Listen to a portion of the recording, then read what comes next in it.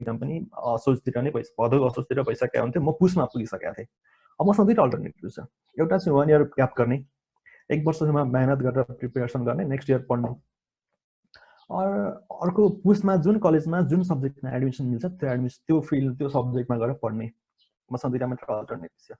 अनि मसँग एउटा साथी हुनुहुन्थ्यो, अनि उहाँको ड्याडीले चाहिँ ल नि त तिमीहरू दुईजना सिए पढ होइन, अब एडमिसन गर्दा भइहाल्छ, के भएर मेहनत गरेर तिमीहरू मेहनत गर्ने मान्छे हो, पढ्ने मान्छे हो, पढ्न सकिहाल्छ भन्ने कुरा गर्नुभएको थियो। अनि उहाँले एडमिसन गराइदिनु भयो होइन। हामी गयौँ, पढ्न थाल्यौँ, प्राइम सिएमा गएर एडमिसन गऱ्यौँ, पढ्यौँ, पढ्न थाल्यौँ। त्यस पछाडि चाहिँ कस्तो फिल हुन्थ्यो भन्दाखेरि चाहिँ अब त्यो पिटिकै पढ्नै मन नलाग्ने होइन। अनि जाने कलेजमा बस्ने, अनि 6 महिना 9 महिनामा क्याप 1 पास भइहाल्यो, त्यो डेफिनेटली त्यतिकै पास हुन्थ्यो। अनि क्याप 2 पनि कस्तो थियो भन्दाखेरि चाहिँ 1 बजीसम्म क्लास हुन्थ्यो, बिहान 6:30 बजीदेखि 1 बजीसम्म क्लास हुन्थ्यो। त्यसपछि आइटी ट्रेनिङ हुन्थ्यो 2 घन्टा जतिको, होल डे बिजी भइन्थ्यो, बिहानदेखि बेलुकासम्म फुल टाइम बिजी भइन्थ्यो। त्यो भनेको चाहिँ कस्तो थियो भन्दा टाइम चाहिँ मजाले पास हुन्थ्यो होइन। अनि म फेरि कस्तो खालको स्टुडेन्ट भन्दाखेरि रेगुलर कलेज जाने, क्लास जाने, तर हुन्छ नि तर क्लासमा एटेन्सन चाहिँ एकदमै कम हुने, त्यस्तो खालको भइरहेको थियो। अनि त्यसरी गर्दा गर्दा गर्दा क्याप 2 को कोर्स पनि सकियो, कलेजले पढाउने कोर्स सिधै। अब मैले प्रिपेयर केही पनि गरेको छैन, फाइनल एक्जाम दिने टाइम आयो। अनि त्यतिखेर मैले हल टेस्टहरू सबै पास गरिसकेको थिएँ। फाइनल एक्जाम दिनलाई 8,000 जति एक्जाम फी बुझाउनु पर्थ्यो। मलाई त्यो 8,000 त्यो खर्च गर्ने मन लागेन, किन भन्दाखेरि मैले मेरो प्रिपेरेसन मलाई राम्रोसँग थाहा थियो, मेरो प्रिपेरेसनको लेभल कति छ भन्ने कुरा मलाई राम्रोसँग थाहा थियो। त्यसपछि मलाई त्यो 8,000 खर्च गर्नै मन लागेन है। एकचोटि एक्जाम दिएको एक्जाम फी चाहिँ 8,000 जति तिर्नु पर्थ्यो, मलाई त्यतिकै खर्च गर्नै मन लागेन। अनि त्यसपछि मैले एकचोटि नै एक्जाम दिन छोडिदिएँ। म त्यसरी सेकेन्ड इयर थर्ड इयरमा पढिरहेको थिएँ, थर्ड इयरमा पढ्थेँ होला सायद, सेकेन्ड इयरमा सेकेन्ड इयरको लास्ट इयर भइसकेको थियो त्यतिखेर। त्यस पछाडि अनि के गर्ने भइरहेको थियो। अनि अब मेरो चाहिँ बिबिएस सिए विथ बिबिएस जोइन गरिरहेको थिएँ होइन। बिबिएस चाहिँ वर्षको 10 दिन 15 दिन पढाएर हाम्रो कोर्स सिधाइदिन्थ्यो। 1 वर्षको कोर्स 10-15 दिनमा सिधाइदिन्थ्यो। किन भन्दाखेरि चाहिँ सिएको कोर्सले म्याक्सिमम् बिबिएसको कोर्सहरूलाई कभर गर्छ भन्ने कुरा हुन्थ्यो। जुन कभर गर्दैन त्यो कभर नगरेको कुराहरू चाहिँ 10-15 दिनमा सकिन्थ्यो।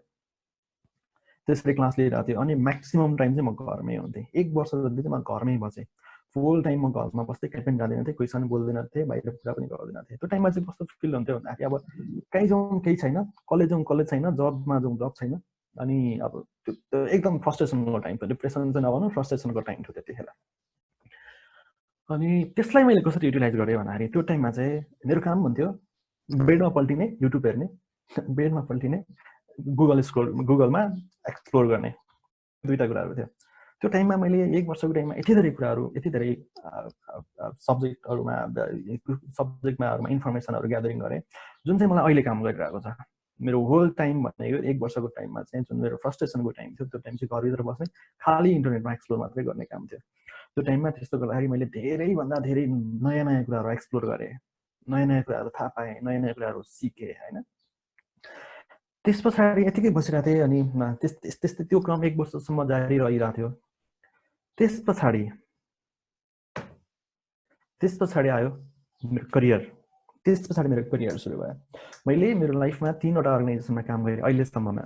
एउटा विवेकशील नेपाली दलमा काम गरेँ, facts research and analytics private लिमिटेडमा काम गरेँ र भेटिन्छ.com काम गरेँ। सुरुमा म विवेकशील नेपालीबाट सुरु गरौँ।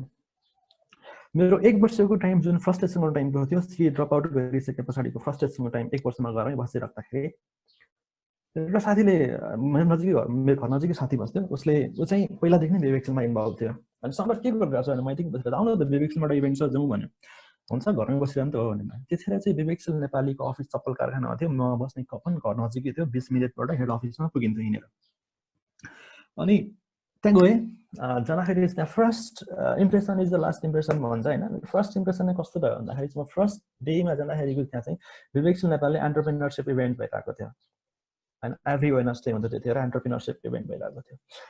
त्यो मेरो त फर्स्ट इम्प्रेसन एकदमै राम्रो भयो क्या, वाउ फिल आयो होइन। म त घरमा यतिकै बसिरहेको रहेछ, यस्तो ठाउँमा यस्तो खतरा इभेन्ट भइरहेको रहेछ, यस्तो नयाँ इन्साइटफुल इन्फर्मेसनहरू पाउने रहेछ भन्ने फिल भयो होइन। एन्टरप्रेन्योरसिपको बारेमा होइन, मान्छेहरूले कसरी स्ट्रगल गरिरहेको छ देखेर, कसरी सक्सेस गेन गरेर देखेर धेरै कुराहरू उसले सेयर गरिरहेको थियो। जो रिसर्च पर्सन हुनुहुन्थ्यो उहाँले सेयर गरिरहनु भएको थियो, जुन चाहिँ मेरो लागि एकदमै इन्साइटफुल भइदियो। त्यसपछि म घरमा गएर विवेकशील नेपालको फेसबुक पेज खोल्न थालेँ, विवेकशील नेपालको वेबसाइट खोलेर हेर्न थालेँ होइन। त्यस्तो गर्दा गर्दा विवेकशीलमा चाहिँ एकदमै मोह जान थाल्यो। अनि विवेकशीलमा चाहिँ बेला बेलामा इभेन्टहरू गइरहेको हुन्थ्यो। अनि विवेकशीलको इभेन्टहरूमा विवेकशीलले चाहिँ आफूले आफूलाई के भन्छ भन्दाखेरि चाहिँ ऊ चाहिँ अल्टरनेटिभ पोलिटिकल फोर्स हुन आइरहेको छ। नेपालमा जति पनि पोलिटिकल पार्टीहरूले पोलिटिक्स गरिरहेको छ, पोलिटिकल पार्टी नराम्रो होइन कि पोलिटिकल पार्टीमा इन्भल्भ हुने लिडर्सहरू नराम्रो भएको कारणले गर्दाखेरि हामी देशमा चाहिँ अहिले हाम्रो यस्तो कन्डिसन आइरहेको छ भन्ने कुराहरूको एडभोकेसी उहाँले गर्नुहुन्थ्यो। विवेकशील नेपालले भन्ने कुरा सधैँ के हुन्थ्यो भन्दाखेरि चाहिँ पोखरी फोहोर छ भनेर हामीले बाहिर कतिन्जेलसम्म पोखरी चाहिँ फोहोर छ मात्रै भनेर भन्यो त।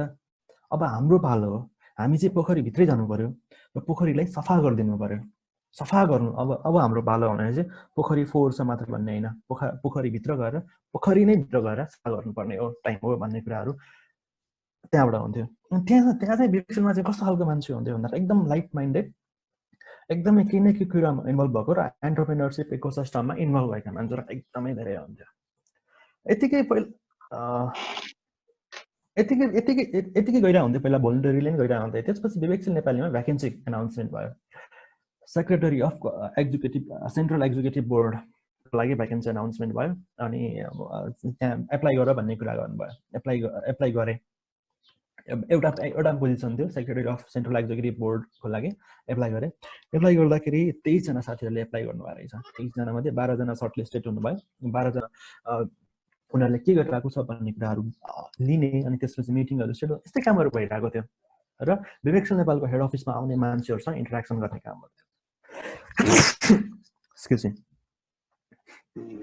यस्तै कामहरू भइरहेको थियो।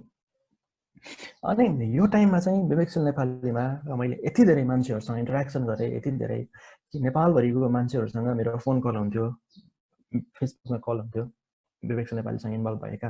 एकदम विवेकशील नेपालीको हेड अफिसमा भएका मान्छेहरूसँग इन्टरेक्सन हुन्थ्यो, हेड अफिसमा भिजिट गर्न आउने मान्छेहरूसँग इन्टरेक्सन हुन्थ्यो। एभ्री वेडनेसडे एउटा एन्टरप्रेनरसिप इभेन्ट हुन्थ्यो, त्यसमा गएर पार्टिसिपेट गर्थेँ। नयाँ नयाँ मान्छेहरूको, नयाँ नयाँ एन्टरप्रेनरहरूको आफ्नो स्टोरीहरू सुन्थेँ अनि उहाँहरूसँग नेटवर्क बनाउँथेँ, कनेक्सन गर्थेँ। 1 वर्ष काम गरेँ मैले विवेकशील नेपालीमा। 1 वर्षसम्म काम गर्दाखेरि मैले विवेकशीलबाट के सिकेँ भन्दाखेरि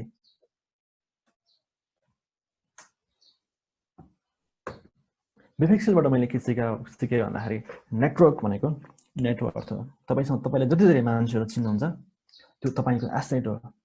तपाईँले इन्टेन्जिबल एसेट्समा गएर तपाईँको एसेट साइडमा चाहिँ आफ्नो हुन्छ नि नेटवर्क बढिरहनु भएको छ। तपाईँले एकजना मान्छे चिन्नु भनेको तपाईँले आफ्नो इन्टेन्जिबल एसेटको साइडमा चाहिँ नेटवर्कलाई बढाउँदै गइरहनु हो भन्ने फिल भयो।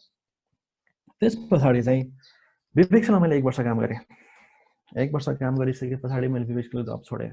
अनि विवेकशीलको जब छोडिसके पछाडि चाहिँ मलाई अब MBA गर्नुपर्छ भन्ने फिल थियो, सोचिरहेको थिएँ पहिलादेखि नै। अनि म चाहिँ 4th इयर रेगुलर पास भइसकेको थियो। 3rd इयरको एउटा ब्याक पेपर बाँकी थियो होइन, 3rd इयरको एउटा ब्याक पेपर बाँकी थियो। अनि 4th इयरको रिजल्ट आयो। 3rd इयरमा पनि पास हुन्छ भन्ने तरिकाले मेजेस्टी एजुकेसन फाउन्डेसनमा MBA इन्ट्रान्स प्रिपरेसनको लागि एडमिसन भएँ।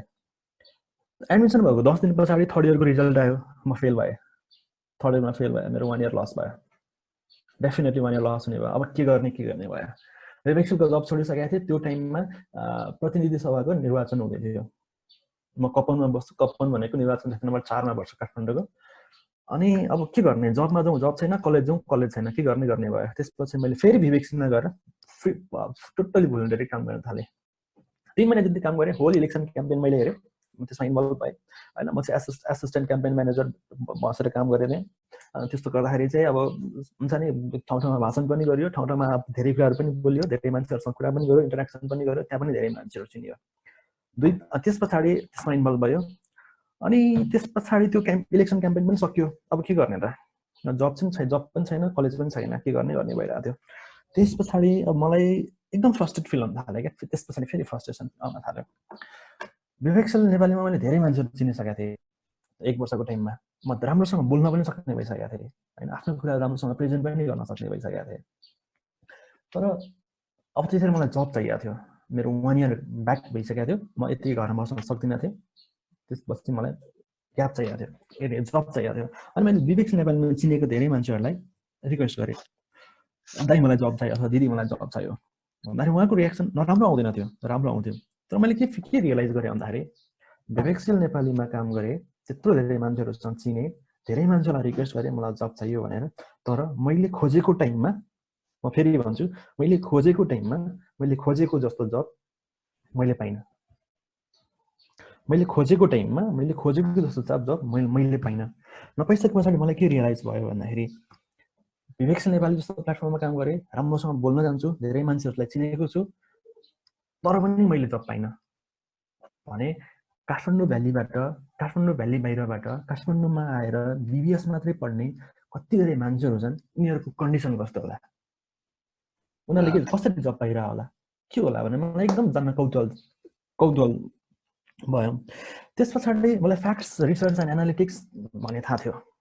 अनि त्यहाँ मैले मेल गरेँ, आफ्नो सिभी बनाएँ, विवेकशीलको सिभी बनाएँ होइन। त्यस पछाडि मैले मेल गरेँ विवेकशील नेपाली के अरे facts research and analytics private लिमिटेडमा, मैले मेल गरेँ र भने सर मलाई यस्तो छ, म विवेकशील नेपालीमा 1 वर्ष काम गरेँ, म विवेकशील नेपालीमा पोलिटिकल्ली इन्भल्भ भएको मान्छे हो, मलाई यही फ्याक्ट्स रिसर्च एन्ड एनालिटिक्समा हजुरले मलाई भोलिन्टियरिङको लागि प्लेटफर्म दिनुहुन्छ भने मेरो पोलिटिकल अफिलिएसनले कुनै पनि असर गर्दैन भन्ने एस्युरेन्स हजुरले म प्रोभाइड गर्छु भनेर मेल गरेँ सिभी राखेर। 2 दिन पछाडि कल आयो, गएँ, उहाँको डिरेक्टर प्रबोध आचार्य सर हुनुहुन्थ्यो, उहाँसँग 1.5 घन्टा कन्भर्सेसन भयो, इन्टरभ्यू भयो। अनि लास्टमा धेरै कुराहरू सोधिसकेपछि लास्टमा सोध्नुभयो तपाईँले स्यालेरी कति चाहनुहुन्छ भनेर सोध्नुभयो उहाँ प्रबोध सरले। अनि मैले भने सर मेरो घर कपन हो, कपनबाट फ्याक्ट्सको अफिस चाहिँ बानेश्वर छ, मेरो घर कपन हो, कपनबाट बानेश्वर आउनलाई 2टा गाडी चेन्ज गर्नुपर्छ, आउनलाई 2टा गाडी चेन्ज गर्नुपर्छ, जानलाई 2टा गाडी चेन्ज गर्नुपर्छ, हजुरले मलाई दिनुपर्ने स्यालेरी भनेको आउनलाई गाडीबाट, जानलाई गाडीबाट र बिचमा खाने खर्च यति दिए पुग्छ भने हाँस्नु भयो सर। भाइ तपाईँलाई मैले स्यालेरीको लागि अफर गरेँ, एज अ इम्प्लोइको लागि सोधिरहेको कति चाहनुहुन्छ। मैले त के सोचेँ त्यतिसम्म के सोचेको थिएँ भन्दाखेरि मैले त त्यहाँ भोलिन्टियरको लागि अप्लाई गरेँ, इन्टर्नसिप पनि होइन भोलिन्टियरको लागि अप्लाई गरेर। अनि त्यस पछाडि उहाँले त्यसो भनेपछि म त सक भएँ, आइएम गेटिङ जब भन्ने फिल भयो होइन। अनि त्यस पछाडि के भन्ने भन्ने भयो। अनि त्यस पछाडि अनि मैले सरलाई भने सर मैले विवेकशीलमा एक्स एमाउन्ट पाइरहेको छु, हजुरले अब एक्स एमाउन्ट नै दिनुभए हुन्छ भने बढ्ता पनि भन्ने कुरा गरिनँ, किन विवेकशीलमा पनि जब गरेँ, विवेकशीलमा एक्स एमाउन्ट पाइरहेको थियो, हजुरले त्यो एक्स एमाउन्ट दिनुभए हुन्छ भन्ने कुरा गरेँ। ल डन भन्नुभयो, त्यो मैले त्यो भन्ने बित्तिकै डन भन्नुभयो। अनि उहाँले के भन्नुभयो भन्दाखेरि त्यो हाम्रो इन्टरभ्यू सक्यो, अनि हामी प्यारेन्ट्स थियौँ, उहाँले भन्नुभयो ढोकामा आएपछि शङ्करजी हामी तपाईँलाई सिलेक्ट भए पनि सिलेक्ट नभए पनि भोलि कल गर्छौँ भन्नुभयो। हुन्छ भने भोलि कल आयो, भोलि प्रभु सरले पनि कल गर्नुभयो। अनि शङ्कर चाहिँ हजुरसँग हाम्रो डिरेक्टर जेनरल म्यानेजर हुनुहुन्छ मनिष शाह सर, उहाँले चाहिँ हजुरसँग पर्सनली भेट्न चाहनुहुन्छ भन्नुभयो। हुन्छ भने अब त्यस पछाडि चाहिँ डर लाग्न थाल्यो कि फर्स्टमा त मलाई के थियो भन्दाखेरि फर्स्ट इन्टरभ्यूमा मलाई घुमाउनु केही पनि थिएन, म त भोलिन्टियरलाई गएको, मलाई केही पनि प्रब्लम थिएन। तर सेकेन्ड टाइम चाहिँ मेरो जबको लागि थियो।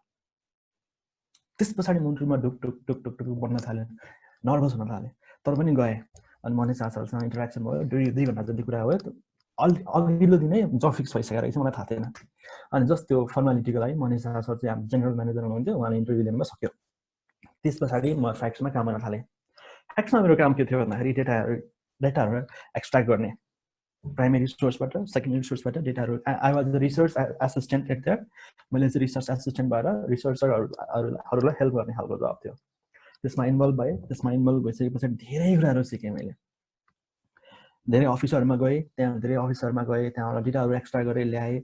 मैले यो सब कुराहरू किन भनिरहेको छु भनेको त म तपाईँलाई सबै अहिले लास्टमा कन्क्लुजनमा डेफिनेटली भनि नै हाल्छु। म एउटा फ्लोमा गइरहेको छु। तपाईँहरूलाई कसैलाई अल्छी त लागेको छैन नि? छैन, सुनिरहेछौँ। छैन, एकदमै इन्ट्रेस्टिङ भइरहेको एकदमै। हजुर सुन न, के अरे यो होइन जुमको यो टाइम 40 मिनट्स वाला छ नि, यो इन पनि हुनसक्छ अरे नहुन पनि सक्छ अरे। यदि इन आफै भइहाल्यो भने चाहिँ फेरि एकचोटि हामी जोइन गर्नुपर्छ है, लाइक नोटिस। ल स्योर। अनि त्यस पछाडि के भयो म कन्टिन्यू गरेँ है त। हस्। विवेकशील के अरे फ्याक्ट्समा काम गर्दै गर्दाखेरि चाहिँ मैले धेरैवटा अर्गनाइजेसनहरूमा जान्थेँ।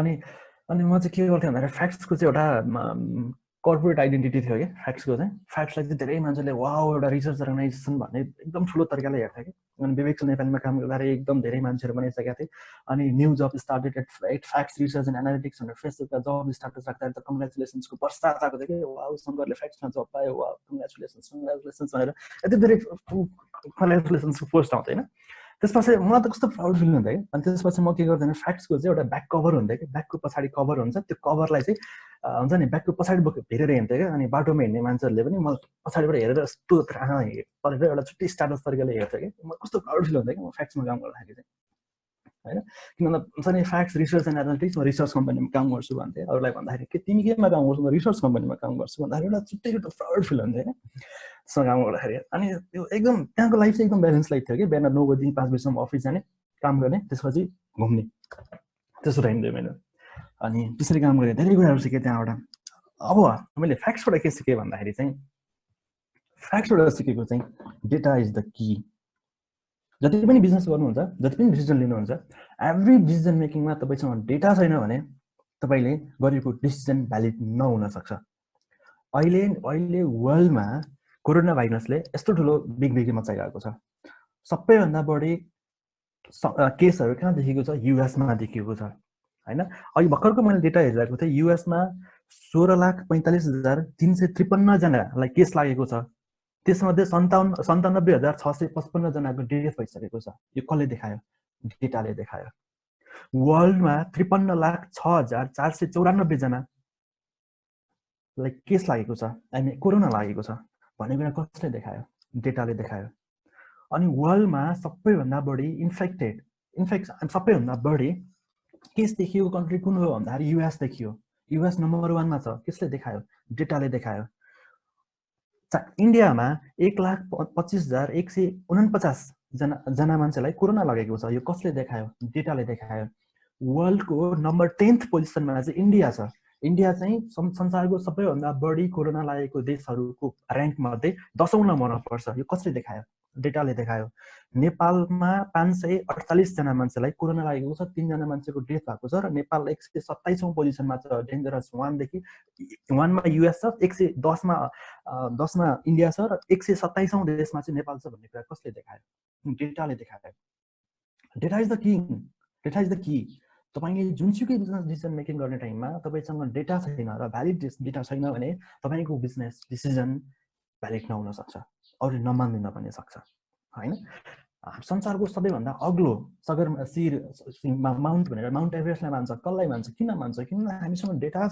हामीले नापेका छौं त्यो सगरमाथाको हाइट 8,848 मिटर हो भनेर हामीले नापेका छौं त्यो के हो डेटा हो जसले गर्दाखेरि चाहिँ हरेक कुराहरुलाई डेटाले तपाईलाई के देखाउँछ भन्दाखेरि तपाई कति स्ट्रङ कति वीक भन्ने कुरा डेटाले देखाउँछ आज युएस संसारको सबैभन्दा शक्तिशाली देश हो भनेर मान्छौं किन मान्छौं किनभने उसँग सेना छ सेना कति हजारवटा सेना छ भन्ने कुरा डेट फिगरले भन्छ हैन चाइनाको एक्सपोर्ट सबैभन्दा बढी हुन्छ भनेर हामी भन्छौं किन भन्छौं भन्दा एक्सपोर्टलाई फिगरमा डेटामा देखाउन सकिन्छ that's why China is the number 1 exporting country भनेर हामी भन्न सक्छौं that's the power of data तपाई जुनसुकै फिल्डमा जानुहोस् जुनसुकै पोजिसनमा बस्नुहोस् तपाईसँग भ्यालिड डेटा छैन भने तपाईले गरेको बिजनेस डिसिजन भ्यालिड नहुन सक्छ मैले यो सिकेको कुरा भने चाहिँ फ्याक्ट्समा सिकेको कुरा हो अब त्यसपछि मैले आफ्नो करियरलाई शिफ्ट गरे फ्याक्ट्स नेपालबाट भेटिन्छ.com मा शिफ्ट गरे हैन भेटिन्छ भनेको चाहिँ कस्तो कम्पनी हो भन्दाखेरि चाहिँ नेपालको गुगल हो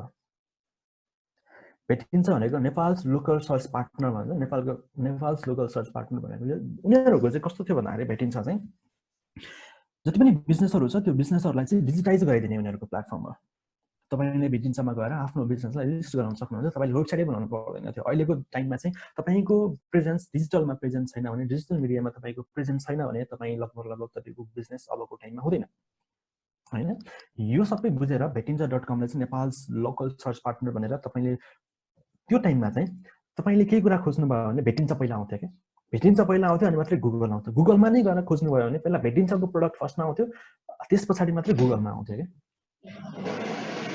त्यसरी काम भइरहेको थियो अनि मेरो भेटिन्छमा चाहिँ मेरो के थियो भन्दाखेरि पोजिसन भन्दाखेरि क्लाइन्ट रिलेसन एसोसिएट कर्पोरेट भन्ने थियो कर्पोरेटको जति पनि भेटिन्छको प्रोडक्ट कर्पोरेट सेक्टरमा गएर मैले सेल्स गर्नु भन्थ्यो I am a sales person at that भेटिन्छ एट दैट प्लेटफर्म अनि त्यस भेटिन्छमा काम गर्दाखेरि मैले के गरेँ भन्दाखेरि धेरैवटा मैले चाहिँ मेरो चाहिँ के थियो भन्दाखेरि एउटा ट्राभल एन्ड टुर्स थियो, अर्को होटल्स एन्ड रिसोर्ट थियो।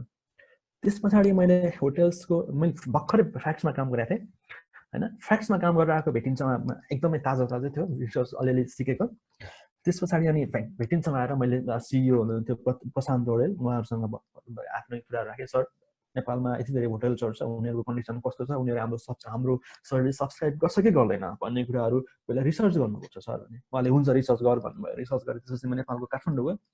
त्यसैले चाहिँ मैले काठमाडौँको 80% जति 3 स्टार होटलहरूमा आफै गएर त्यहाँको रिसर्च पर्सनहरूसँग बसेर त्यहाँको एचआर हेड अथवा एडमिन अथवा जो हुनुहुन्छ उहाँले जसलाई कन्ट्याक्ट गराइदिनुहुन्थ्यो उहाँसँग गएर इन्टरभ्यू गर्थेँ, उहाँ इन्टरेक्सन गर्थेँ, डेटाहरू एक्सट्र्याक्ट गर्थेँ। भेटिन्छमा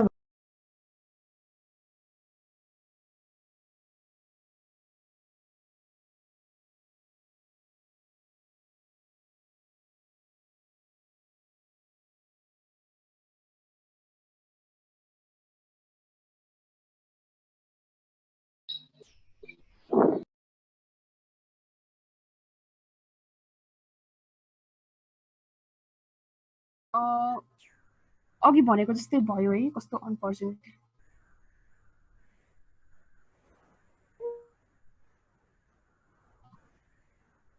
फ्लोमा हुनुहुन्थ्यो उहाँ? साथीहरू जोइन गर्दै हुनुहुन्छ सबैजना। के रे शङ्कर, सुन न, अहिले यस्तो पनि भयो अनि हामीसँग कति छ अब 1 आवरको सेसन, लगभग 15 जति मिनट अझ एक्सटेन्ड हुन्छ होला, हुनसक्छ। कतिको कता कता के पनि इन्गेज हुनुपर्ने हुन्छ, अनि त्यही अनुसारको हुन त तिमी मेन्टेनै गरेका छौ होला है। बिचमा यस्तो उस पनि भयो, इन्टरप्ट पनि भयो। ओके म सकेसम्म छिटो सिधाउँछु नि त।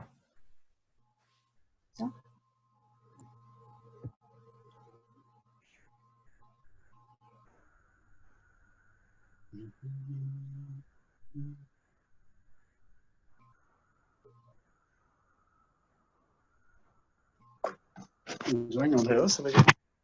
जोइन हुँदै हुनुहुन्छ। छिटो भन्दा पनि आफ्नो कुराहरू त प्रपर राख्न पर्यो नि पुरा, हैन र? छिटो भन्न खोजे हैन मैले, प्रपर भन्दा नि अब कुराहरूलाई त त्यही अनुसारले मिल्छ नि त। मतलब मैले मतलब स्किप गर्नु, सर्टकट गर्नु भन्न खोज्नु हैन है। उहाँले अलरेडी प्रिपेयर गर्नुभयो होला, जस्ट नोटिफाई गरे।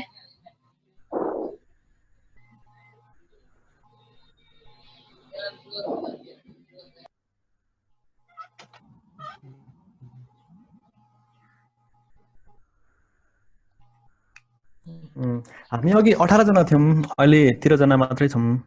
एक्सन कुर्नै हो साथीहरूलाई के छ? अब बिस्तारै सुरु गर्दा हुन्छ होला जस्तो लाग्छ शङ्कर, मलाई चाहिँ। पनि गर्नु भएको छ।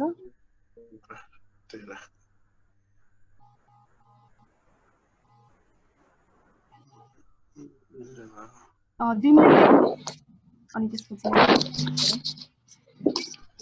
होइन, आज नयाँ आउनु भएकोहरूलाई एकचोटि फेरि लिङ्क पठाएर फेरि जोइन हुनु भनेर भन्दा पनि भइहाल्यो नि, हैन र? भनिरहेकै छौँ, के अरे सबैजनाले सोध्नु भएको थियो, मेसेज गर्नुभएको थियो, अनि बिस्तारै आइ पनि रहनु भएको छ। अलरेडी सेन्ड गरेको लिङ्कमा नै क्लिक गरेर आउनु भनेपछि आइरहनु भएको छ। टाइम लागिरहेछ, बिस्तारै आउँदै हुनुहुन्छ। 18 जना मध्ये हामी 15 जना भयौँ। अब 1 मिनेट जति कुरौँ। 1 मिनेटमा चाहिँ अनि उहाँहरूले टाइम पनि लाग्छ स्टार्ट गरौँ है।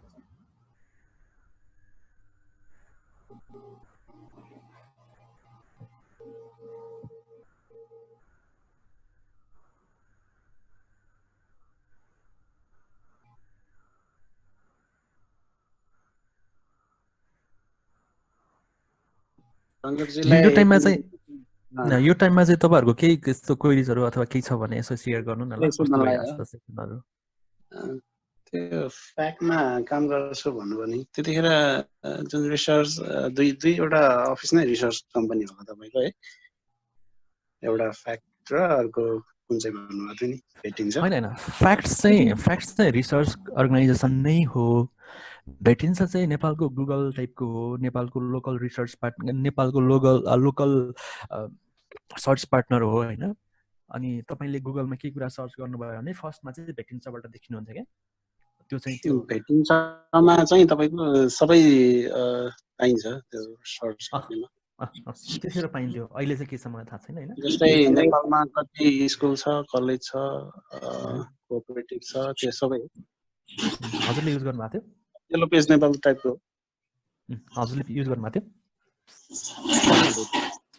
तर म चाहिँ येलो पेज नै प्राय युज गरेर आउँछु नेपालको येलो पेजेस नै हो त्यो त्यसमा नेपालको सबै डाटाहरू जस्तै फाइनान्सियल अफिसियल सबै डाटाहरू पाइन्छ है त्यसमा चाहिँ तपाईँले एउटा बिजनेस चलाइरहनु भएको छ भने तपाईँ आफैले पनि आफ्नो बिजनेसलाई भेटिन्छमा लिस्ट गराउन सक्नुहुन्थ्यो होइन जसले गर्दाखेरि चाहिँ कसैले गुगलमा तपाईँको नाम सर्च गर्यो भने भेटिन्छको लिङ्कबाट उसको वेबसाइटमा गएर खुल्थ्यो तपाईँको बिजनेस डिटेल देखाउन सक्नुहुन्थ्यो कम्पनीको मात्र नि पर्सनल पनि कम्पनी चोइस त्यो बिजनेसको चाहिँ लिस्टिङहरू थियो त्यो लोकल डिरेक्टोरिज टाइपको हो त्यो चाहिँ त्यसलाई कुनै पे गर्नु पर्दैन यस्तो थियो उनीहरूको चाहिँ बिजनेस रेभेन्यू मोडलमा चाहिँ तपाईँले सर्टेन एमाउन्ट पे गर्नुभयो भने उनीहरूले तपाईँलाई कम्प्लिट वेबसाइट जस्तो बनाइदिन्थ्यो मिनी वेबसाइट बनाइदिन्थ्यो होइन तपाईँले फ्रीमा लिस्टिङ पनि गराउन सक्नुहुन्थ्यो त्यस्तो टाइपको उनीहरूको बिजनेस रेभेन्यू मोडल भनेको नै त्यो सब्सक्रिप्सन मोडल थियो जसले सब्सक्रिप्सन गर्छ उनीहरूले चाहिँ सर्टेन एमाउन्ट पर एनुअल पे गरेर हुन्छ एनुअल बेसिसमा पे गरेर हुन्छ त्यो नै उनीहरूको बिजनेस रेभेन्यू मोडल थियो अनि सब्सक्रिप्सन गर्नेहरु चाहिँ क्वेशनहरु हामी फेरि लास्टमा पनि दियौँ हजुर उहाँको पहिला जीवनी सकम जीवनी त नभनौँ sir a part of life Pankaj yes I think start गरौँ जस्तो लाग्यो अब है तिम्रो कन्टेन्टहरुमा जाउँ जस्तो लाग्यो अब चाहिँ ओके ल फेरि हामी अघि जहाँबाट स्टार्ट इन गरेको थिएँ म त्यहीँबाट स्टार्ट गरेँ है त हुन्छ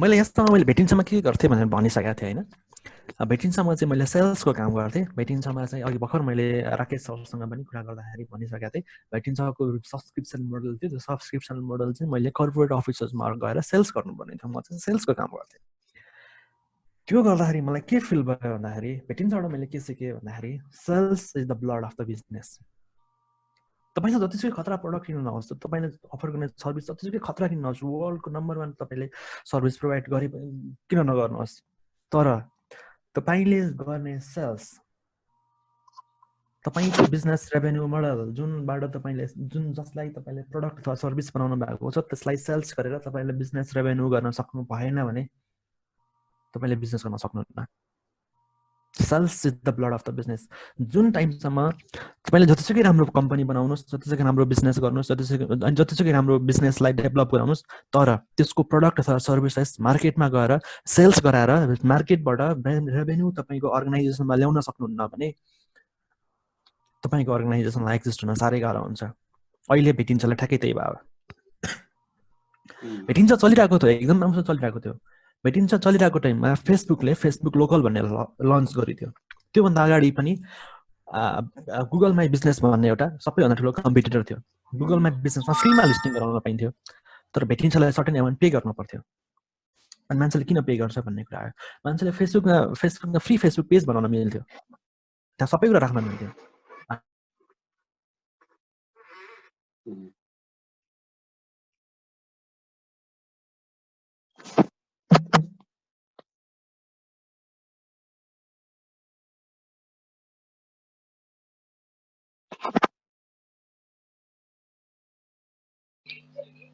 हेलो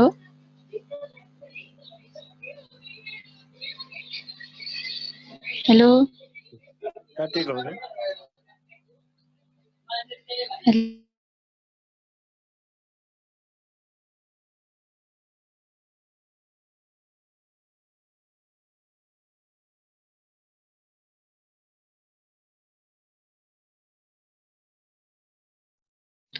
अघि आएको थिएन अब अहिले सुनिरहेको छ है अहिले ठिक छ अनि भेटिन्छमा काम गर्दै गर्दाखेरि चाहिँ मलाई के रियलाइज भइसकेको थियो भन्दाखेरि चाहिँ तपाईँले जतिसुकै राम्रो बिजनेस गरे पनि अहिलेको टाइममा जुन बिजनेसलाई डिजिटल प्लेटफर्ममा तपाईँले सेट गर्न सक्नुहुन्न सर्टेन टाइम पछाडि तपाईँको बिजनेस एक्जिस्ट गर्न साह्रै गाह्रो हुन्छ। किन भन्दाखेरि तपाईँको कम्पिटिटरले बिजनेसलाई डिजिटलमा सिफ्ट गरिसक्यो, त्यो तपाईँले बिजनेसलाई डिजिटलमा सिफ्ट गराउन सक्नु भएको छैन भने तपाईँलाई बिजनेस गरिराख्न गाह्रो हुन्छ।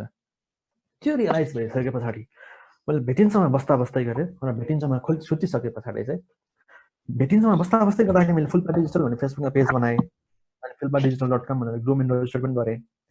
त्यस पछाडि अनि मलाई के रियलाइज भयो भन्दाखेरि अब म आफैले आफ्नै बिजनेस स्टार्ट गर्नुपर्छ भनेर अनि मेरो बिजनेसको जर्नी सुरु भयो।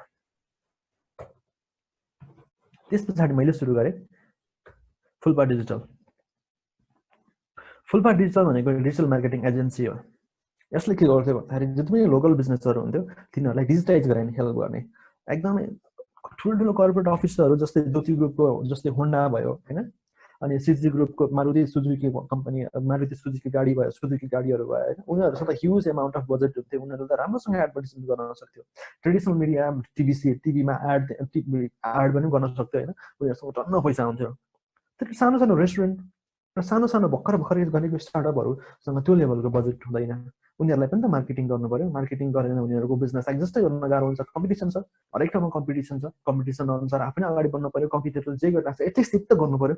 तपाईँ खतरा बन्न चाहनुहुन्छ भने कम्पिटिटरले भन्दा राम्रो गर्नु पर्यो, तिम्रो एउटै छैन। तर तपाईँ बिजनेसमा एक्जिस्ट गरिरहनु छ भने पनि कम्पिटिटरले गरेको लेभल जति मेहनत तपाईँले डेफिनेटली गर्नुपर्छ। त्यसका लागि के गर्ने त, मार्केटिङै नगर्ने होइन, गर्ने भए उनीहरूले त्यो टाइममा हुन्छ नि त्यो ह्युज एजेन्सीहरूलाई अफोर्ड गर्न साह्रै गाह्रो छ। त्यसपछि सानो अर्गनाइजेसनले गर्नै पर्यो। अनि हामीले चाहिँ फुलपा डिजिटलले चाहिँ के गर्यो भन्दाखेरि त्यो सानो एजेन्सीहरूलाई अप्रोच गर्न थाल्यो।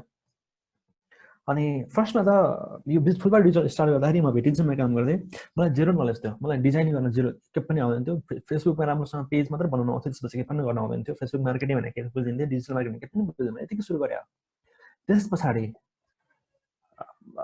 त्यस पछाडि मैले के गरेँ भन्दाखेरि चाहिँ फेसबुक पेजमा गइसके पछाडि के चाहिन्छ भन्ने कुराहरू लिस्ट आउट गरेँ। त्यो लिस्ट आउट गरेको कुराहरू चाहिँ गुगल र युट्युबबाट सिकेँ। अहिलेको टाइममा तपाईँको सबैभन्दा ठुलो गुरु भनेको गुगल हो र सबैभन्दा ठुलो मेन्टर भनेको युट्युब हो होइन। मलाई के जान्नुपर्छ, यो फुलपा डिजिटल मार्केटिङ एजेन्सी भएर चलाउनलाई मलाई के कुरा सिक्नुपर्छ, मलाई के कुरा जान्नुपर्छ भन्ने कुराहरू मैले लिस्ट गरिसके पछाडि मलाई पहिला के थाहा भयो के थाहा थिएन भन्दाखेरि मलाई के सिक्नुपर्छ भन्ने कुरा थाहा थिएन। फुलपा डिजिटल स्टार्ट गरेँ, मलाई के सिक्नुपर्छ भन्ने कुरा थाहा पाएँ। सिक्नुपर्छ भन्ने कुरा थाहा पाइसके पछाडि चाहिँ त्यसलाई लिस्ट गरेँ, त्यसलाई गुगल र युट्युबको थ्रु मैले सिकेँ। त्यस पछाडि अब मलाई त क्लाइन्ट चाहियो होइन, बिजनेस रेभेन्यू त गर्नु पर्यो, नभए त म एक्जिस्ट गर्न सक्दिनँ। त्यस पछाडि अघि मैले कुरा गरेको थिएँ नेटवर्क इज द नेटवर्थ भनेर, र sales is the blood of the business भनेर अघि मैले कुरा गरेको थिएँ होइन। त्यस पछाडि अब मलाई सेल्स त चाहियो, मेरो कम्पनीको प्रडक्ट र सर्भिस सेल्स त गर्नु पर्यो।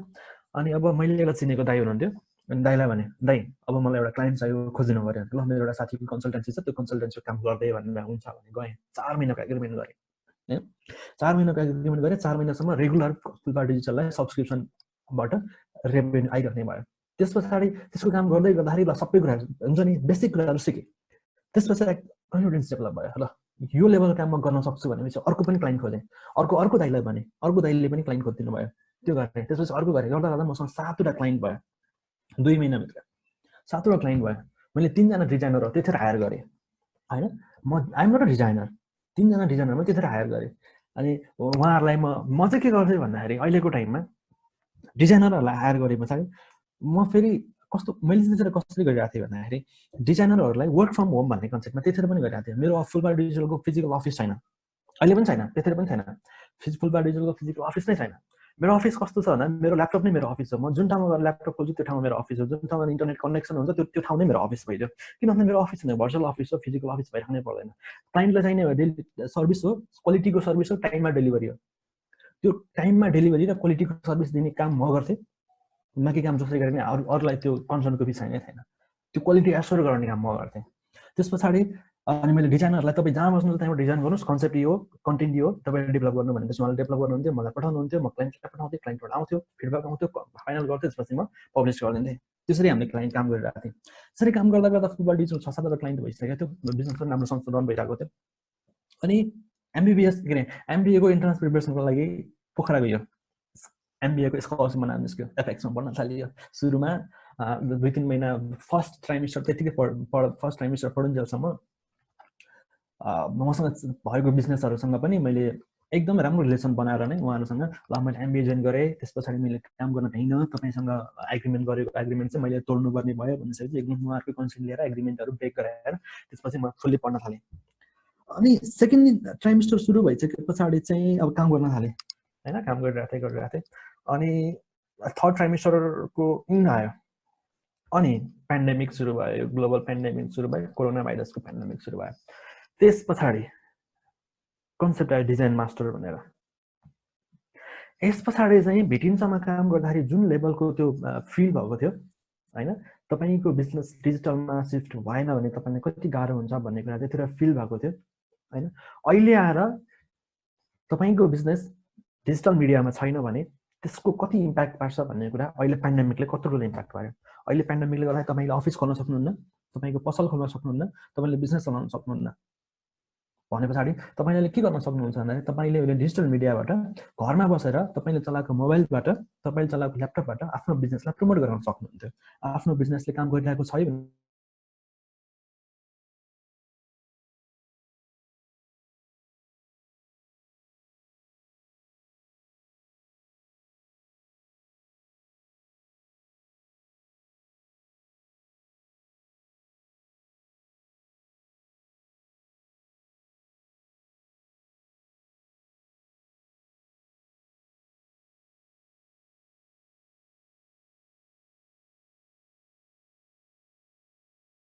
डिजाइनरलाई हायर गर्दाखेरि एटलिस्ट राम्रो बनाउन सक्ने डिजाइनरको मिनिमम स्यालेरी भनेको 30,000 बाट स्टार्ट हुन्छ।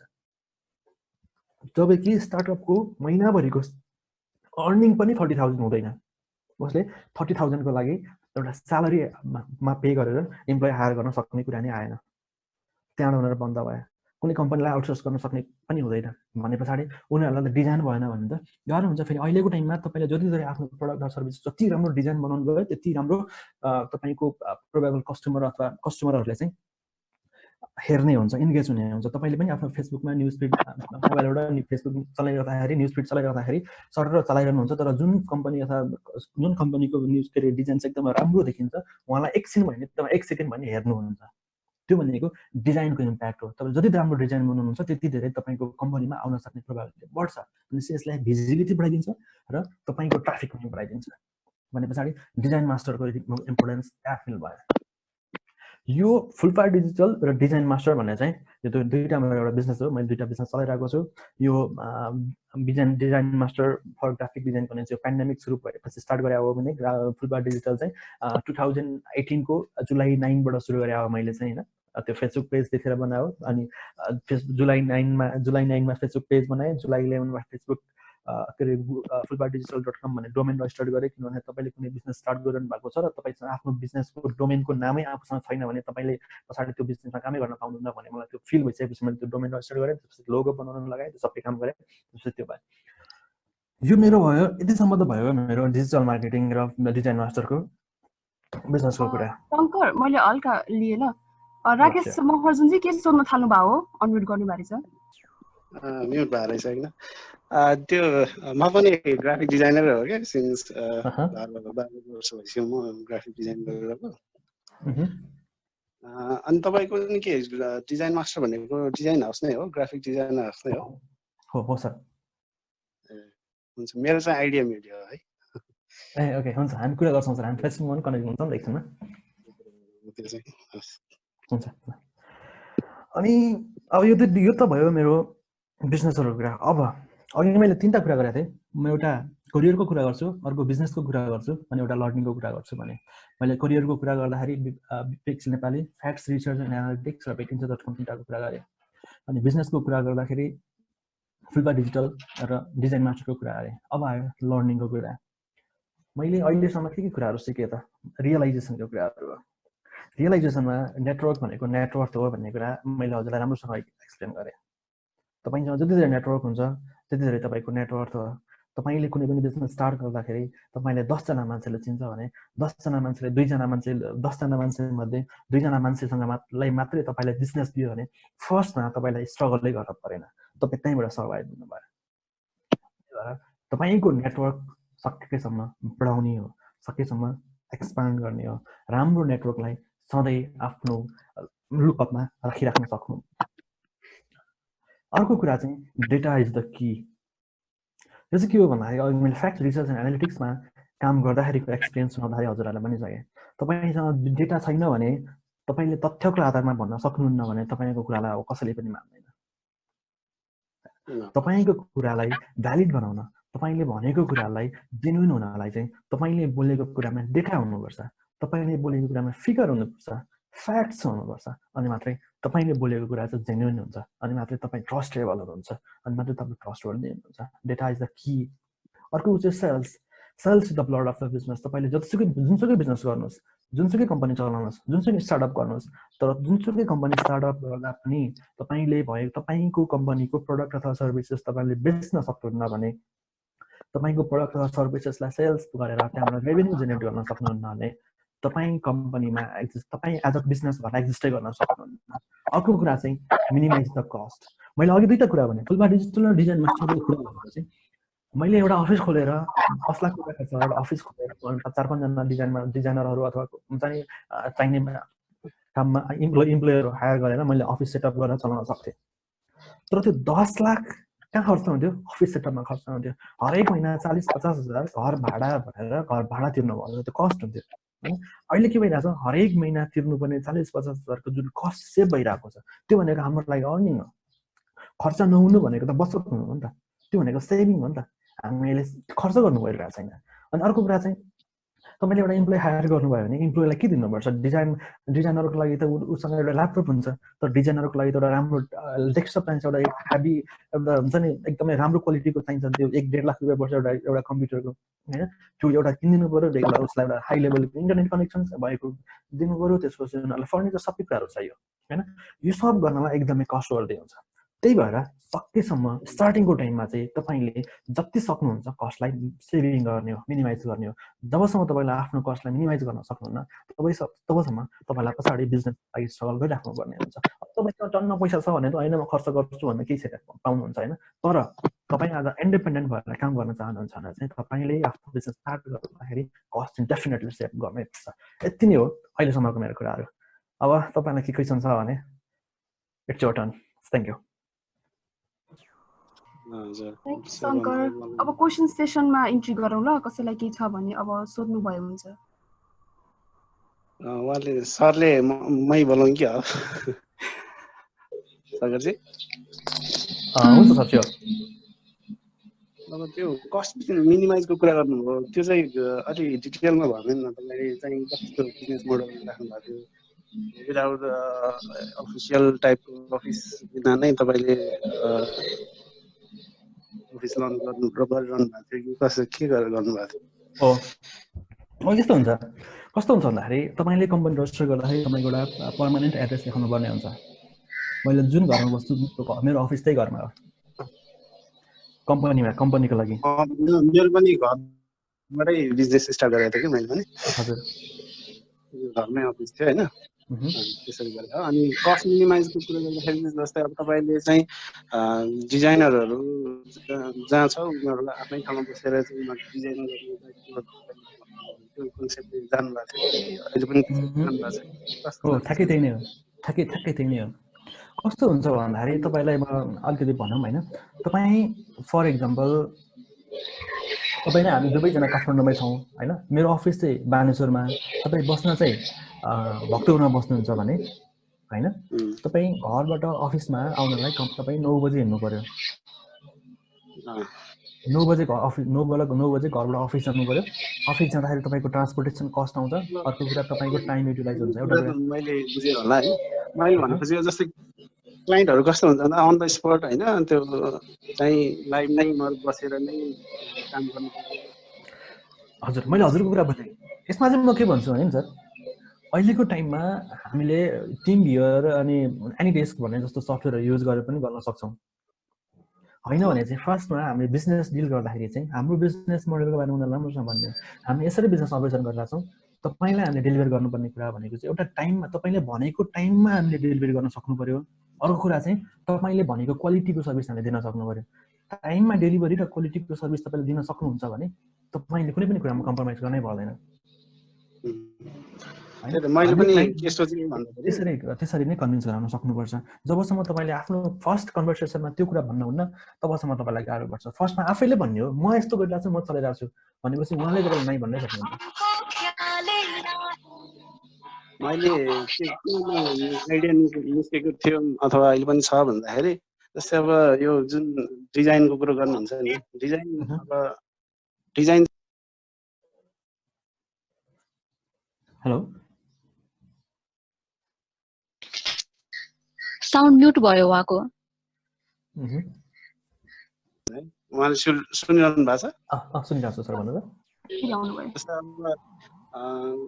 हुन्छ नि अब सिजन अफ भएपछि जुन हामी फ्री टाइम हुन्छ डिजाइनरहरूको त्यो टाइममा चाहिँ टेम्प्लेट टाइपको डिजाइनहरू बनाएर चाहिँ राखिराख्दाखेरि पछि अरू कम्पनीहरू जो छ उनीहरूलाई चाहिँ ल यो टाइपको आउटलेट हो यो टाइपको डिजाइन हो भनेर चाहिँ त्यसरी चाहिँ अब वेबसाइटमा राख्ने अथवा एउटा पोर्टफोलियो बनाएर राख्ने मैले हजुर बुझेँ हजुरले भन्नुभएको अब मेरो प्लान त्यो थियो कि खासमा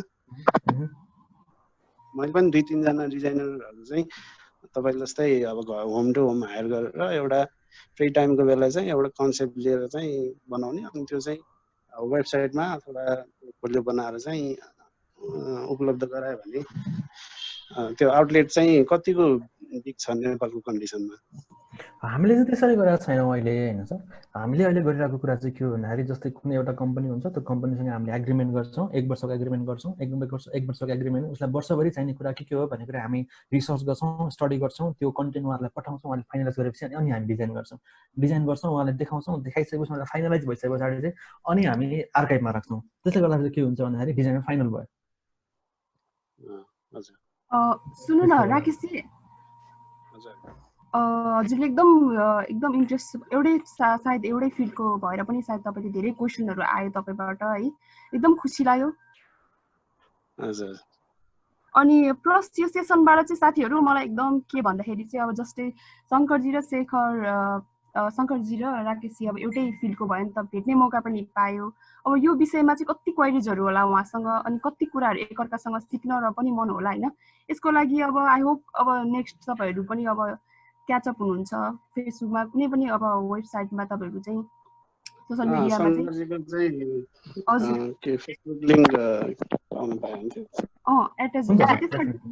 कुरा गर्न सकिन्छ होइन एकदम नजिक छौँ होइन मतलब प्रोफेसनली मेरो चाहिँ jypu.morgan हो म त्यहाँ टाइप गरेर पठाइदिन्छु अहिले चाहिँ छोटो समयमा एक्सप्लेन गर्दाखेरि इनफ नहोला कि जस्तो लाग्यो कि मलाई चाहिँ उहाँले खोज्नु भएको एन्सरहरू पनि क्लियर आउट नहोला कि जस्तो लाग्यो अरू कुनै क्वेसन छ उहाँलाई सोध्नुपर्ने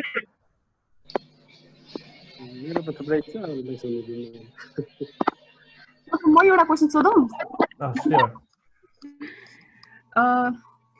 शङ्करजीले चाहिँ एकदम आफ्नो जर्नीहरू फ्रम द भेरी बिगिनिङ विवेकदेखिबाट अहिले यो फुलपासम्मको जुन जर्नी हामीले सेयर गर्नुभयो नि है साथीहरू मैले चाहिँ एकदम इन्जोय गरेँ कति कुराहरू मैले उहाँबाट लर्न पनि गरेँ मोटिभेट पनि भएँ कति कुराहरूमा लाइफको कति अब्स्ट्याकलहरूमा कस्तो खालको सिचुएसन आउँछ कसरी ओभरकम कसरी फेस गरेर जाँदै भन्ने कुरा नि हामीले उहाँको जर्नीबाट सिक्न पाउँछौँ मैले त सिकेँ होइन साथीहरू र मलाई क्वेसन चाहिँ के भन्दाखेरि शङ्करजी एउटा के क्लियर गरिदियो भन्दाखेरि जुन हामीले सेल्सम्यान भन्नुभयो नि तपाईँले यो भेटिन्छ भन्नेमा सेल्सम्यान काम गर्नुभयो प्लस मार्केटिङहरूको पनि इन्भल्भ भइरहनु भएको अनि त्यसमा चाहिँ कतिको च्यालेन्जेसहरू अनि के छ त्यसमा फेस गर्नुपर्ने त्यसलाई कसरी ट्याकल गर्नुहुन्छ भन्ने कुरा पनि हल्का भनिदिनु अब यस्तो हो अब म खतरा प्रोफेसनल होइन म प्रोफेसर होइन धेरै एक्सपिरियन्स छैन मसँग जति एक्सपिरियन्स छ म त्यसलाई नै बेस बनाएर भन्ने हो होइन अनि अब मबाट धेरै ठुलो कुराहरू चाहिँ एक्सपेक्ट हजुरहरूले नगर्नुभयो बेटर हुन्छ अब मैले जति कुरा सिकेको छु त्यति कुरा भन्ने हो होइन I'm not a successful person I'm still existing होइन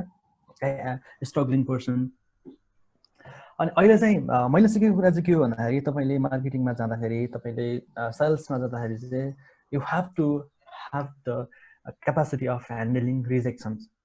तपाईले 10 जना मान्छेलाई भन्दाखेरि तपाईले एउटा सेल्स फनेल भन्ने हुन्छ हैन, त्यो सेल्स फनेल भन्ने ट्रेनिङ पनि हामीलाई भेटिन्छमा सरहरूले देखाउनु भएको थियो, प्रोभाइड गर्नु भएको थियो। त्यस उहाँ चाहिँ के भन्दै भन्दाखेरि तपाईले 100 जना मान्छेलाई पिच गर्नुस्, आफ्नो प्रोडक्ट र सर्भिसेसको बारेमा 100 जना मान्छेलाई पिच गर्नुस्, 40 जना मान्छेहरू इन्ट्रेस्टेड हुन्छन्, 20 जना मान्छेहरूले तपाईलाई फेरि भेट्न दिन्छ, 10 जना मान्छेहरूले तपाईको कल त्यसैचोटि सुन्छ अनि 2 जना मान्छेले मात्र किन्न थाल्छ होला के भनेपछि 100 जना मान्छेलाई तपाईले आफ्नो प्रोडक्ट र सर्भिसेसको बारेमा सेल्सको लागि जाँदाखेरि जम्मा दुईटा मात्र सेल्स हुने प्रोबेबिलिटी हुन्छ कि। It means you have to have the capacity of handling rejections त्यो चाहिँ डेफिनेटली हुनैपर्छ। त्यो लाग्छ मलाई चाहिँ। अनि अर्को कुरा चाहिँ तपाईलाई चाहिँ आफ्नो प्रोडक्ट र सर्भिसेसको बारेमा चाहिँ फुल कन्फिडेन्स हुनुपर्छ। जबसम्म तपाई क्लाइन्टकोमा अप्रुभल कस्टमरकोमा जानुहुन्छ आफ्नो कुरा राख्नुहुन्छ हैन, तर तपाईले आफ्नो कुरा राख्दै पनि तपाई आफै कन्फिडेन्ट हुनुहुन्न के, क्रस क्वेशन गरे नि तपाईले आन्सर दिन सक्नु भएन भने हुन्छ नि। अब तपाई आफैले आफ्नो प्रोडक्टको बारेमा कन्फिडेन्स छैन भने तपाईको प्रोडक्ट हामीले किन किन्ने भन्ने खालको फिल आउँछ के। सो द्याट्स वाइ तपाईलाई चाहिँ जुन प्रोडक्ट र सर्भिसेसको बारेमा सेल्सको लागि जान चाहनुहुन्छ भने फर्स्टमा you have to have the perfect maximum knowledge of that particular product र सर्भिसेस, त्यो चाहिँ हुनुपर्छ जस्तो मलाई लाग्छ। अर्को कुरा चाहिँ तपाईले जहिले पनि आफ्नो कुराहरू चाहिँ ओपनली एकदम बुझिने तरिकाले भन्न सक्नुपर्छ जस्तो लाग्छ। मैले सिकेको कुरा चाहिँ यति नै हो जस्तो लाग्छ मलाई हैन। अब अरु केही छ भने? Thank you Shankar. भनेपछि डिटेलली आफूले कुनै पनि कुरा गर्दाखेरि त्यसमा पहिला आफूले सर्वे गरेर आफू कन्फिडेन्ट भएर मात्र त्यसमा लागि परौँ भन्ने खालको मेसेज भयो नि त शङ्कर? या डेफिनेटली। जस्तै उहाँले मलाई एउटा अर्को कुरा नि के राम्रो हामीले डाटाको कुरा गर्नुभयो नि है, डाटा इज द की भन्नुभयो नि होइन। हामीले स्कुल लाइफमा पनि कुनै पनि हामीलाई टपिकमा बोल भनेर भन्दाखेरि हामीले नर्मल ल्याङ्ग्वेजहरू युज गरेर भन्नुभन्दा र हामीले कुनै पनि डेटहरू जस्तै पृथ्वीराज शाहको बर्थ डेट यति भनेर इन्क्लुड गरेर त्यो सेन्टेन्स प्रेजेन्ट गर्नुमा नि कति फरक छन् साथीहरू। हो त्यो चाहिँ डाटाले नै हो रहेछ। त्यसले अलिकति कुनै पनि कुराहरूलाई चाहिँ एकदम सक्सेस हुने अथवा अरूलाई पनि रिजाउन सक्ने खालको पनि वातावरण क्रिएट हुँदो रहेछ डाटाले भन्ने कुरा नि धेरै कुराहरू थाहा पाएँ। र अरू छ त क्वेसनहरू साथीहरू प्लिज भन्नलाई चाहिँ त्यस्तो केही मान्नु पर्दैन, भन्नलाई बोल्नलाई नै हामीले यो सेसन रेडी गरेको।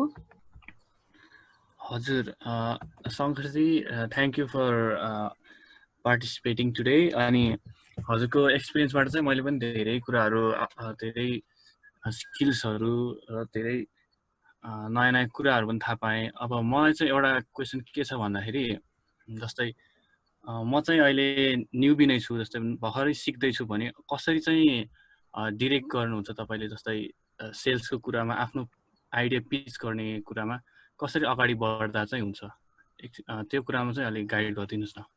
Okay sure. मलाई चाहिँ के लाग्छ यसमा भन्दाखेरि तपाईँले अघि भन्नुभयो सिक्दैछु भन्ने कुरा गर्नुभयो होइन।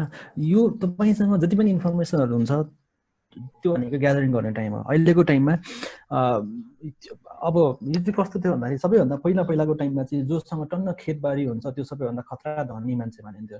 त्यस पछाडि त्यो पावरफुल मान्छे को भन्दाखेरि जो सबैभन्दा बढी सेना हात हतियार जोसँग छ त्यो सबैभन्दा पावरफुल मान्छे मानिन थाल्यो। त्यस पछाडि पावरफुल मान्छे को मानिन थाल्यो भन्दाखेरि जोसँग सबैभन्दा बढी इन्फर्मेसन छ, जोसँग सबैभन्दा इन्फर्मेसनलाई राम्रोसँग त्यसलाई म्यानिपुलेट गर्न सक्छ, इन्फर्मेसनलाई आफूले चाहे अनुसार म्यानिपुलेट गर्न सक्छ। हो अहिलेको टाइममा सबैभन्दा पावरफुल र सबैभन्दा युज हुन्छ नि गर्न सक्ने मान्छे भनेको इन्फर्मेसन ग्यादरिङ गर्ने र भएको इन्फर्मेसनलाई चाहिने ठाउँमा चाहिने तरिकाले राम्रोसँग प्रेजेन्ट गर्न जसले सक्छ त्यो मान्छेले मात्रै केही गर्न सक्छ भन्ने खालको टाइममा अहिले भइरहेको छ होइन। त्यही भएर त गुगल यस्तो पावरफुल भयो किन भन्दाखेरि गुगलसँग संसारको सबै मान्छेहरूको इन्फर्मेसन छ। त्यही भएर त फेसबुक यस्तो पावरफुल भयो, फेसबुकसँग दुनियाँको जसले फेसबुक चलाउँछ सबैको इन्फर्मेसन हुनसक्छ। That's why Facebook is the powerful media in the world अहिले होइन। त्यही भएर अहिलेको टाइममा तपाईँले सकेसम्म सबैभन्दा धेरै कुराहरूको इन्फर्मेसन ग्यादरिङ गर्ने एउटा कुरा हो होइन। अर्को कुरा चाहिँ तपाईँ सिक्दै हुनुहुन्छ भने फर्स्टमा तपाईँले के कुरा सिक्न चाहनुहुन्छ भन्ने कुरा फर्स्टमा तपाईँले थाहा पाउनु पऱ्यो।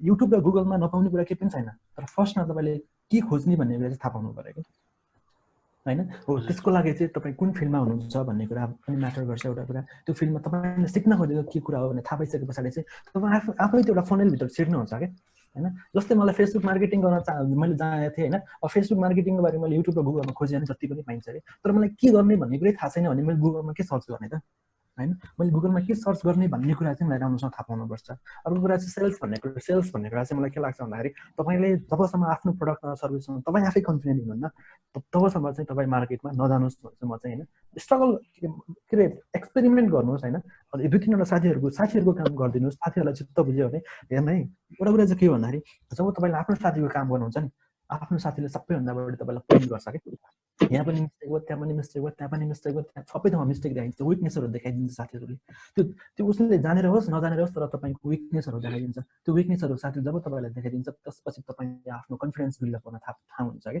ए यो चाहिँ मैले इम्प्रुभ गर्ने ठाउँ रहेछ है भन्ने फिल हुन्छ त्यसपछि तपाईले इम्प्रुभ गर्न सक्नुहुन्छ सो फर्स्टमै मार्केटमा जाने भन्दा नि फर्स्टमा चाहिँ आफ्नो नेटवर्कमा भएको साथीहरुको फ्रीमा काम गर्ने हो त्यसपछि चाहिँ मोनिटाइज गर्न थाल्ने हो जस्तो लाग्छ मलाई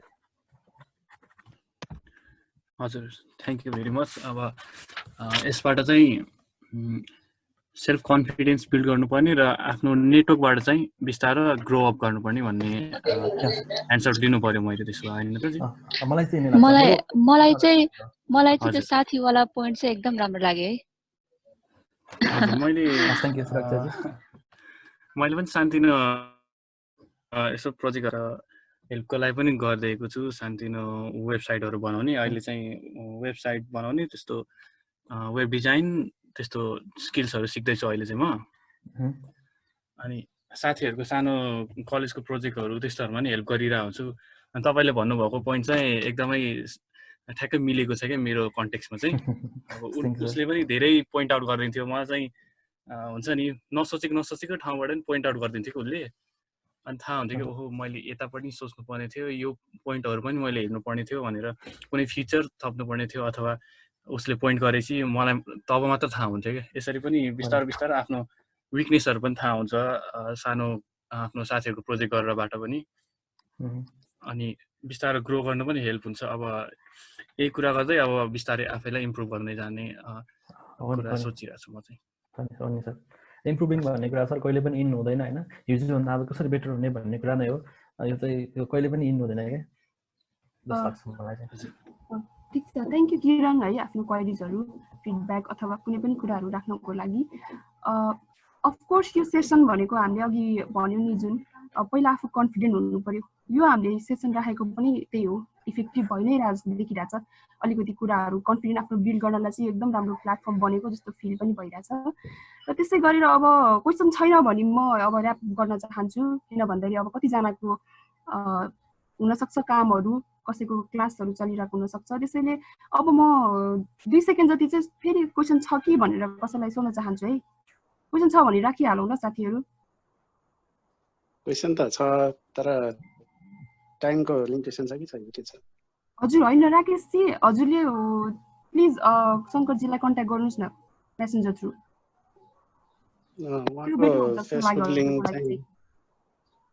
फेसबुक लिंक चाहिँ उहाँको फोनमा हुन्छ राकेश सर हामी फेसबुकमा कुरा गर्छौं नि त